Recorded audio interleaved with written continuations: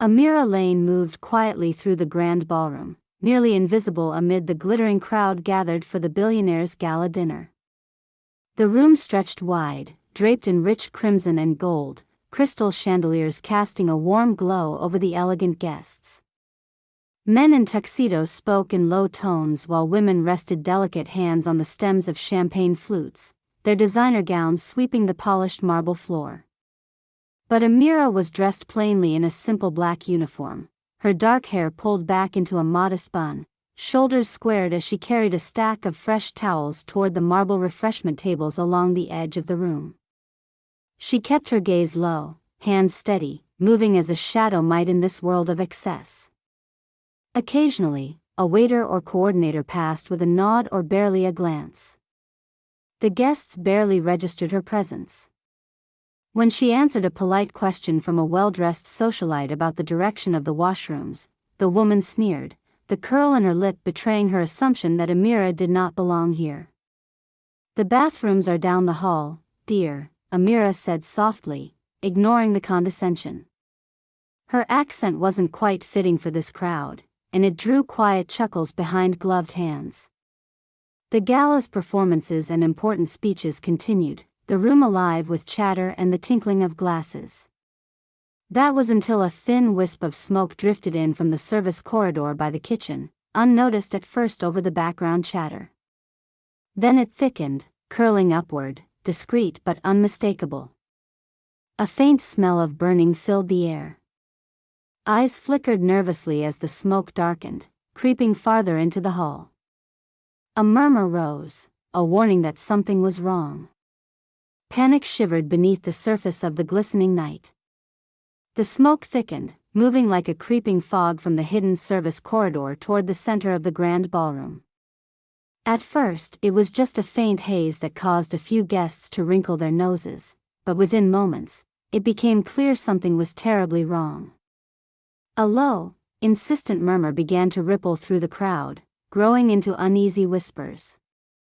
A woman in an exquisite emerald gown clutched her diamond necklace, her painted nails tapping nervously on her champagne glass as she scanned the room for explanation.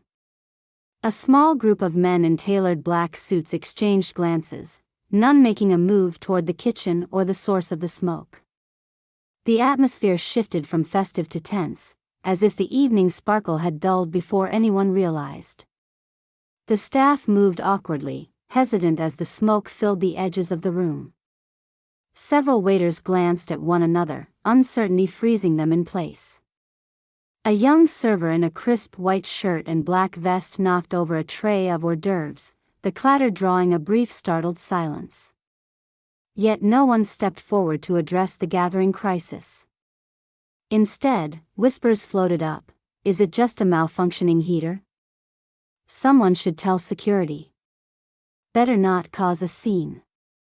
On the periphery of the ballroom, Amira's eyes sharpened behind her calm mask. Something was wrong, and she knew waiting would only make it worse. Her training kicked in despite the years she had spent away from emergency work. She didn't hesitate. She set down her stack of clean towels, shoulders squared and steady breath matching the rapid thud of alarm ringing in her chest. "Clear the exit by the kitchen," she said sturdily to the nearest waiter, her voice cutting through the rising unease. He blinked, surprise flickering in his eyes, but she didn't pause. Moving toward the fire extinguisher mounted on the wall, she gripped it firmly and glanced toward the source of the smoke, a service corridor blocked by crates stacked carelessly along the fire exit pathway. With authority that seemed to come from nowhere, Amira barked, "Move the crates now. There's a fire behind there." A few staffers nearby hesitated, caught between disbelief and the weight of the moment, but sensing the urgency, they began shoving the crates aside. A wealthy guest passing near her slowed, eyebrows arching in disdain. "And what exactly do you think you're doing, girl?" His tone was dripping with condescension. "This is no place for someone in your position to give commands." Amira didn't flinch. She met his gaze evenly. "If the fire spreads, it will be a problem for everyone here. We need a clear path." There was no arrogance, just quiet determination. Nearby, a group of guests and staff began coughing, waving their hands before faces stung by the smoke's acrid bite. Amira moved steadily among them, instructing, "Follow me. Exit through the north doors. Calmly, please." Hers was not a demand but an unshakable directive that compelled attention. Her hands were steady as she unlocked the fire exit and pulled the heavy door open. The night air rushed in, cool and crisp, contrasting the smoky heat that pressed against the ballroom's thick walls. "Breathe slowly," she said softly to a woman gasping for air, offering a hand. The woman's eyes filled with tears, relief beginning to dawn. Amira lifted the fire extinguisher, her fingers finding the trigger with the ease of muscle memory, and stepped toward the small flames licking from cracked insulation pipes in the service corridor. She sprayed the suppressant methodically, watching the orange tongue shrink and falter beneath the white foam. Behind her, a murmur of shock rippled as guests and staff turned fully toward her, some frozen, others finally moving with purpose. The earlier mocking looks vanished, replaced by astonished glances and whispered questions. Who was this calm woman taking control? Why had no one else acted? Security staff rushed forward, relieving Amira but immediately following her commands to direct guests away from the smoke-filled sections. She coordinated closely with the head of security, using the walkie-talkie she seized from the manager's belt. Her voice was steady and clear as she relayed vital information to the arriving firefighters, details that made their quick work safer and more efficient. The ballroom, once a glittering scene of luxury and conversation, had become a controlled evacuation zone. Yet, because of Amira's calm leadership, order persisted. No one panicked into chaos. No one was trampled or injured in the push for safety. Her presence inspired an unlikely confidence in the assembled crowd. Amira's eyes met those of the socialite who had mocked her earlier. The woman's cheeks were flushed with a mix of embarrassment and gratitude. She nodded silently, a subtle but meaningful acknowledgement. As the flames died down under the sustained effort of the extinguishers and the firefighters' arrival, the haze slowly lifted. The smoke dissipated, and the cool night air swept through the open doors like a cleansing breath. People began to relax cautiously, their conversations resuming in hushed, trembling tones. Amira stood by the exit, towels and uniforms forgotten, shoulders illuminated by the soft emergency lighting. The murmurs had ceased, replaced by a respectful silence that followed her every move. She glanced down the rows of chairs, the influential, wealthy, and powerful, and for the first time, many of them truly noticed her. The mocking voices that had floated like background noise were gone, replaced with looks of respect and disbelief at her unexpected heroism. Her plain uniform no longer seemed out of place but symbolic of someone who had quietly saved the evening, and more importantly, the lives within the gilded walls. Amira's breath slowed as relief finally rippled through her. The crisis was contained. The event, though interrupted, was not ruined. And she stood at the center of it all, no longer invisible but undeniably present. The moment the fire was contained and the guests safely ushered out, Amira's mind drifted back to times when her presence wasn't defined by a simple black uniform or the anonymous duties of service. In the quiet corridors of a busy city hospital, years ago, she had worn a different kind of attire, scrubs, emblazoned with a blue insignia. She had been on a path toward becoming a paramedic, driven by a resolve forged in countless emergencies. She remembered one particular night during her training, an intense shift in the emergency room. Alarms blared as paramedics brought in a seriously injured man from a car crash. Amira was the junior trainee, but she moved with steady hands, providing oxygen, monitoring vitals, and calming the man's trembling wife.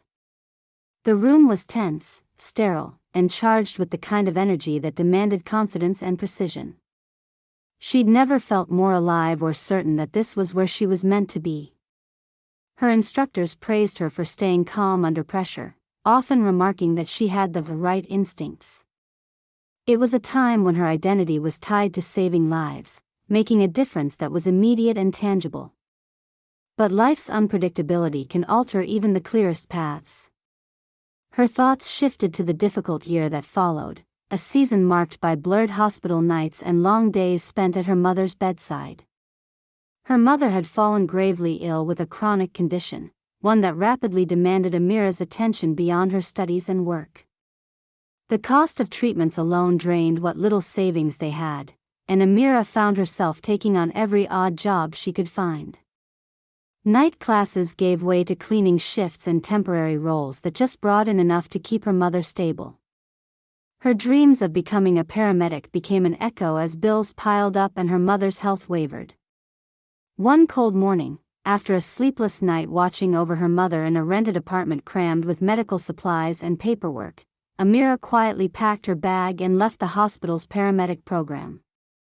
It was not a decision made lightly but one born from necessity.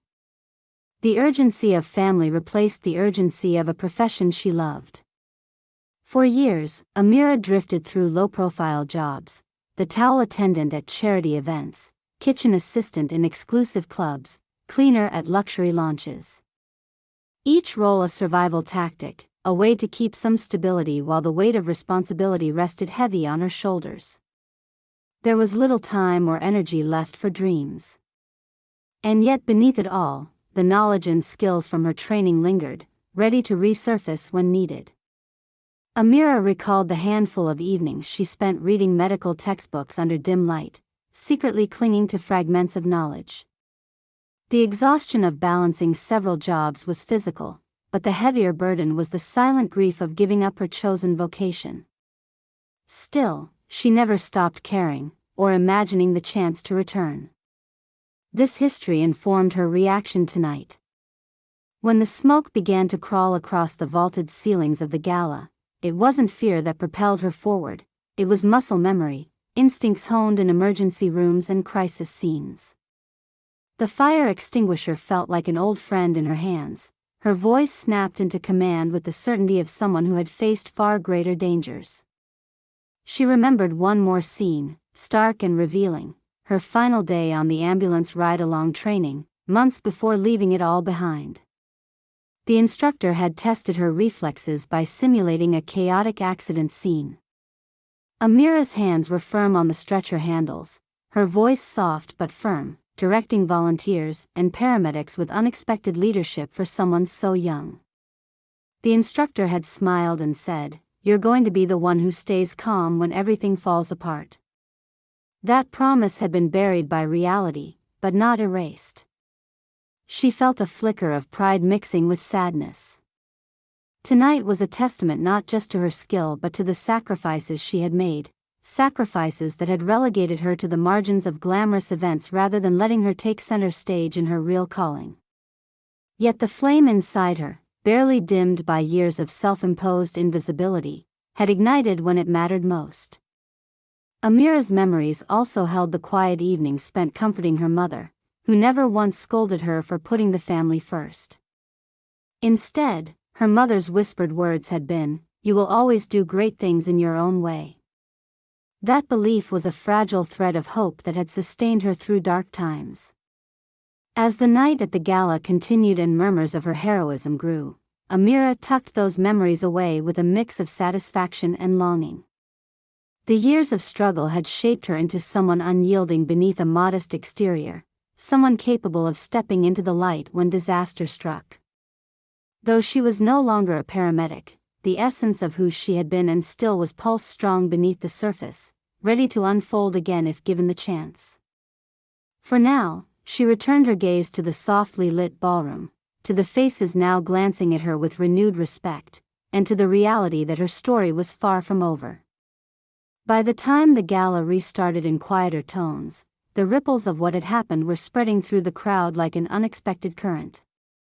Amira Lane, once invisible amid the swirling elegance of the elite, was now the subject of hushed conversations and sideways glances filled with genuine admiration. The guests, who had initially dismissed her as just another staff member, began to see her differently. The subtle shift had started when Victor Bellamy, a tech magnate known for his austere demeanor and sharp business acumen, approached her near one of the open doors. His usual poker face gave way to a rare, sincere smile. "Mississippi Lane," he said, voice low but deliberate, "what you did tonight was nothing short of remarkable. You kept everyone calm and safe. We all owe you our thanks." Amira blinked in surprise, the weight of the words settling on her shoulders. "Thank you, Mr. Bellamy," she replied softly, still adjusting to the unexpected recognition. The crowd nearby had quieted, drawn in by the exchange, and several attendees soon followed, offering their own words of thanks or simply nodding in respect. Meanwhile, the gala's official photographer captured candid shots of Amira among the guests and staff. The images showed her standing confidently next to security personnel, directing people with calm authority, a stark contrast to the subdued figure from earlier in the evening. These photos would soon find their way beyond the gilded walls. Social media lit up almost immediately. A well-dressed guest had recorded a portion of the evacuation, focusing on Amira's steady hands wielding the fire extinguisher and her calm demeanor as she led others from harm's way. The video quickly circulated on platforms, shared and praised for showcasing the bravery of someone usually overlooked. Local newsmakers caught wind of the story. At the small press area outside the mansion, a tearful older woman, a guest at the gala, spoke to reporters. Her voice trembled with emotion as she recalled her relief upon seeing Amira guiding the evacuation. "I thought I might not make it," she confessed, "but this young woman, she was my calm in the storm." Inside, the event staff who once ignored Amira's presence now stopped her to offer smiles and kind words. Michael, a waiter who had barely acknowledged her before, caught her eye and said, "You kept us all together tonight, Amira. We're lucky you were here." His words carried a weight of genuine respect. The socialite who had mocked Amira's accent earlier hesitated when they crossed paths again. Instead of a sneer, there was a tentative nod. "I misjudged you," she murmured, almost reluctantly. As the night wore on, the enchanted ballroom, filled with whispered praise, was a far cry from the earlier tension. Amira sensed that her place within this world, even if for a moment, had changed. Soon, journalists and guests began piecing together Amira's story from her demeanor and scant details she offered under modest questioning. Old photos surfaced on social media accounts, images of a young woman in paramedic scrubs, a confident smile in hospital corridors.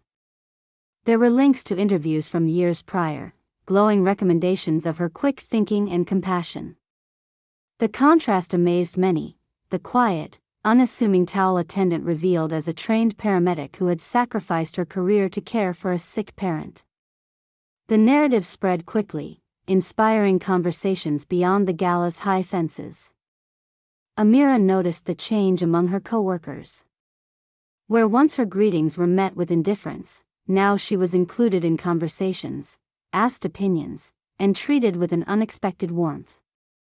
Small gestures, a shared joke, a helping hand, reshaped her world overnight. Guests who had earlier brushed past her now smiled openly. Mississippi Lane, a visiting CEO said as he passed, "Thank you for your courage." Others stopped to engage her briefly, curious to know more about the woman who had stopped a fire and saved lives. Amira felt a blend of emotions swirling within her: pride, surprise, and a cautious hope. Recognition was new territory, both invigorating and daunting. But the once anonymous attendant had stepped into the light, and she no longer felt the urge to shrink back into the shadows. When the gala finally drew to a close, Amira lingered near the exit, the late-night cool air brushing against her face. Her uniform, now a symbol of quiet but undeniable strength, brushed gently with every movement. The evening that had begun as just another job had transformed into a turning point. Subdued whispers of the night's events echoed in her ears, and beneath them stirred a promise, a chance to reclaim something lost. As she prepared to leave, her phone buzzed with notifications. Messages of gratitude and admiration flooded in, not only from guests but also from strangers captivated by her story. The past she had tucked away was unfolding before her in a new light, revealing the strength beneath the simplicity. Amira smiled softly. The road ahead was uncertain. But tonight had shown her that strength did not always roar. Sometimes, it moved quietly, steady and unyielding, ready to rise when the moment called. 2 weeks after the gala, Amira sat at the kitchen table of her modest apartment, the morning light filtering through thin curtains and casting gentle patterns on the worn wood. The phone on the counter buzzed again, its screen lighting up with an unfamiliar number. She hesitated before answering, a flicker of nervousness stirring deep in her chest.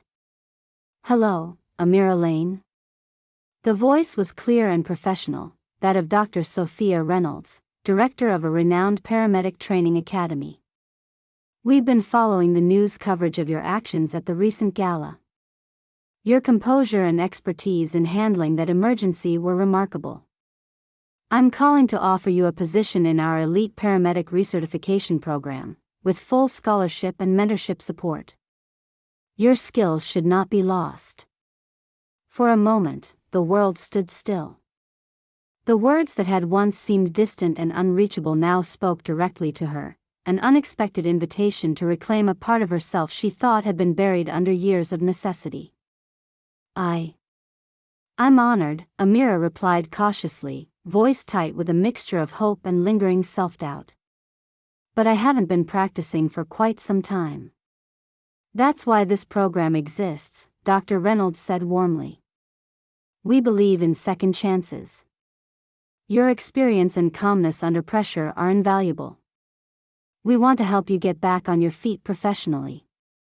After the call ended, Amira sat back with a rush of conflicting emotions: excitement, fear, uncertainty.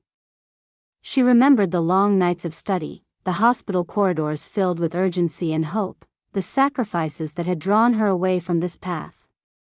Could she really step back in? Later that day, she met with her close friend and coworker Michael. Over takeaway coffee in a small cafe, she hesitated but finally shared the news. "I'm not sure," she admitted. "What if I'm not good enough anymore? What if I can't keep up?" Michael smiled, his eyes sincere. "Amira, you saved lives that night. You didn't hesitate. Talent like that doesn't disappear. You just need to believe in yourself, as you did then."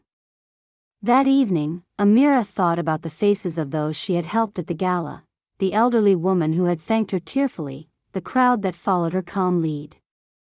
Their gratitude was a quiet but powerful encouragement.